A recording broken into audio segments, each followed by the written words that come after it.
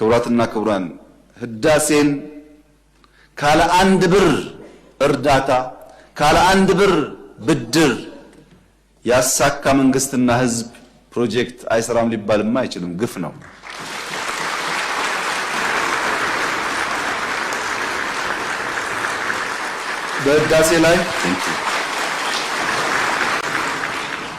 በህዳሴ ላይ አንድም ብር እርዳታ አንድም ብር ብድር ኢትዮጵያ አልወሰደችም።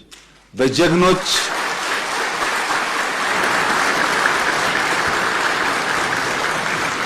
ኢትዮጵያውያን ቁርጠኛ አቋም በሀገር ውስጥም በሀገር ውጭ ያሉም ኢትዮጵያውያን በቁርጠኝነት ጨክነው በጋራ ቆመው ስለሰሩ የተከወነ ፕሮጀክት ነው። ግን በዚህ አላበቃም። ህዳሴ ከአፍሪካ አንደኛውን ሰርተናልና ሌላ አያስፈልግም እኮ አላለች ኢትዮጵያ። በአፍሪካ ሶስተኛ የሆነውን ኮይሻ እየገነባን ያለነው የንፋሱን ሳልጨምር በርካታ ፕሮጀክቶች ይሰራሉ።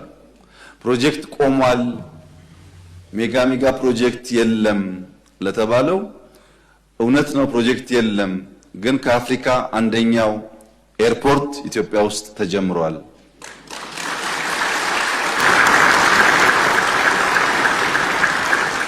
እንደዚህ ያለ ፕሮጀክት ኢትዮጵያ አስባም ሰርታም አታውቅም።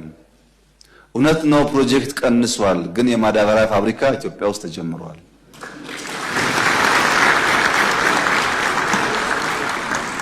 ፕሮጀክት ቀንሷል። የጋዝ ፌዝ 1 ጨርሰን ፌዝ 2 እና ሪፋይነሪ እየሰራን ነው።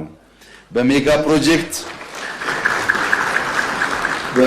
ፕሮጀክት በፕሮጀክት ክትትል በፕሮጀክት አፈጻጸም በፕሮጀክት አመራር እንኳን ኢትዮጵያ ውስጥ ድፍን አፍሪካ ገና ከኢትዮጵያ ይማራል።